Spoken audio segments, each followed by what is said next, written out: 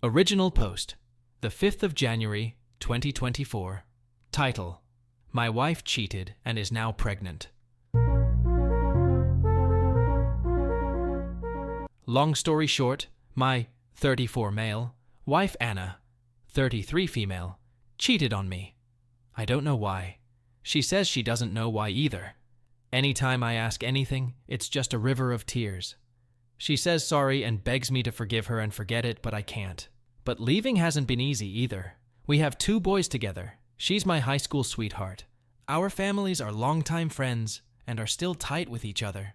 They've all urged me to stay for the kids, to forgive her since it was one time, to not give up all the good because of one bad.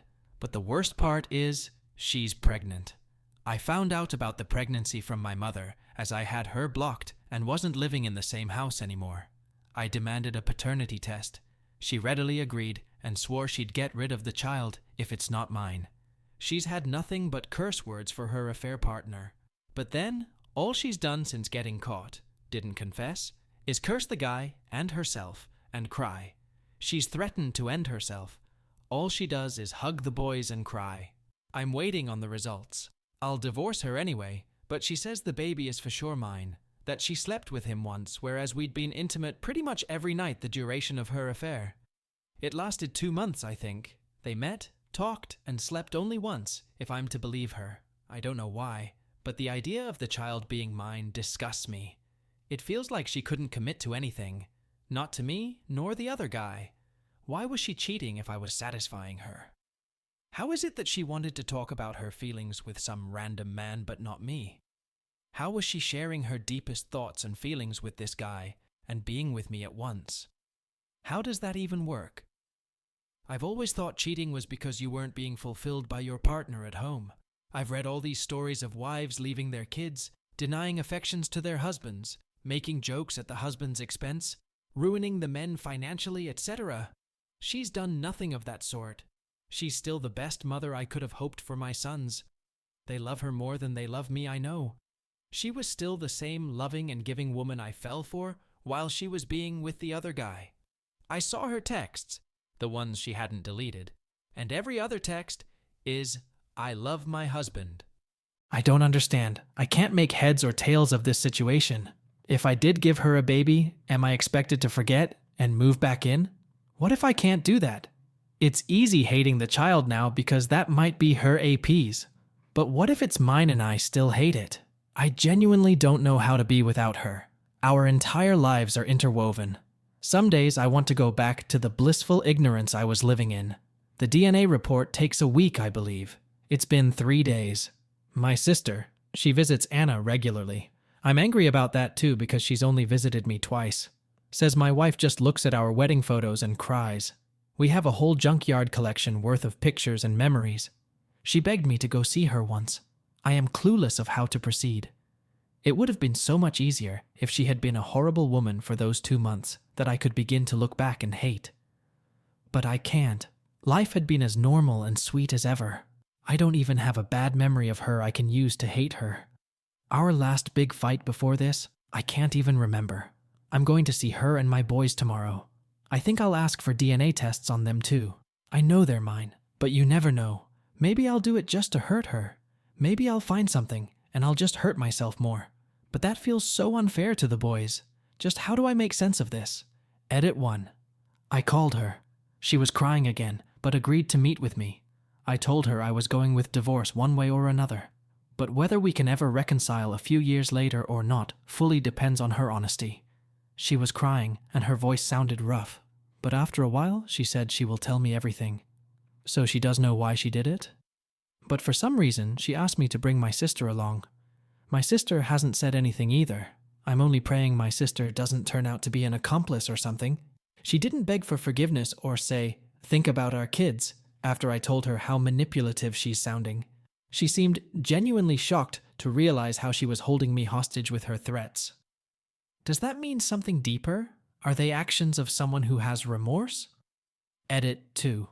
I talked to her. She showed me all the evidence and I found out which the man was. I am certain now that she was in fact assaulted. However, Anna doesn't seem to think so. She says she didn't fight back and had goaded him, which made him attack her. Update: the 12th of January, 2024. So the DNA reports came back, and the baby is mine.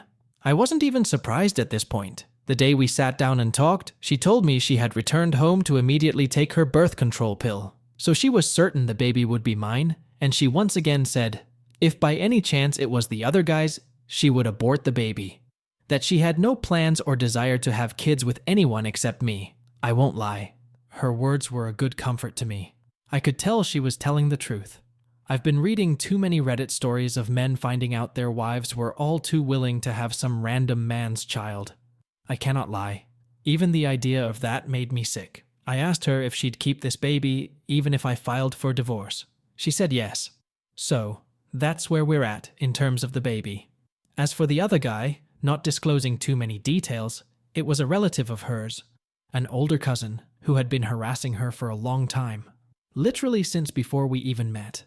She just never said anything to me or complained because her family, and frankly mine too, are obsessed with the entire family comes before all mindset. I'm seeing this pressure to keep everything together happen to me in real time after all. Anyway, long story short, he had returned to our hometown around 3 months ago and started texting, followed, and harassing her. Hence why all the blocked numbers and repeated texts of being happy with me and loving only me. She admitted to sending him a videotape of us being intimate as a way to make him ashamed of her and leave her alone. That she had repeatedly spoken about me and mocked him when he insisted he could do better. She thinks all this goading and insulting had triggered him to attack her, and she never said anything to me because she is certain it was her fault for engaging with him. That if she had ignored him like before, he'd have just left her alone. I've seen enough texts, confronted enough people, and heard enough to confirm she isn't lying. Now I'm just focused on getting this woman the therapy it turns out she has needed for a long time. I have decided on legal separation for now, but haven't met with the lawyer yet. Our kids will have both of us, of course, and I'm happy to know at least my irrational hate for the baby is gone. It's the only positive thing I'm feeling right now. I'm beginning to think clearer now. Reddit has helped me feel confident in protecting myself. I don't feel quite so selfish now. I will support Anna because she desperately needs it. Our relationship needs work, but that comes second to her health, our baby and our sons. I'm going to work on us, but I'm also taking steps to protect myself and the boys. I have Reddit to thank for giving me the confidence to do this and not feel guilty. Many thanks for that. Edit. I am not divorcing her. It's a temporary separation because she needs to heal first before we can be a couple again. Her response to being harassed by that man was putting herself on me. She admitted our first time, over 10 years ago, was in part influenced by his obsession with her virginity. Meaning our first time happened before she was actually ready for something like that. Her response to his texts was sending intimate videos of us. Her response to me trying to get some space was trying to seduce me back into bed with her. I'm not a therapist, but that attitude is not healthy. That much even I can tell. Right now, her idea of therapy is to pretend like nothing happened and try to get intimate with me at any opportunity. And she takes me saying no as rejecting her for being used. I'm not helping her with this separation, I know, but I can tell I'm not helping her cope by being too close either. A little separation is best as suggested by the therapist and lawyer. Hit subscribe, ring the bell, and if you enjoy, smash that like button.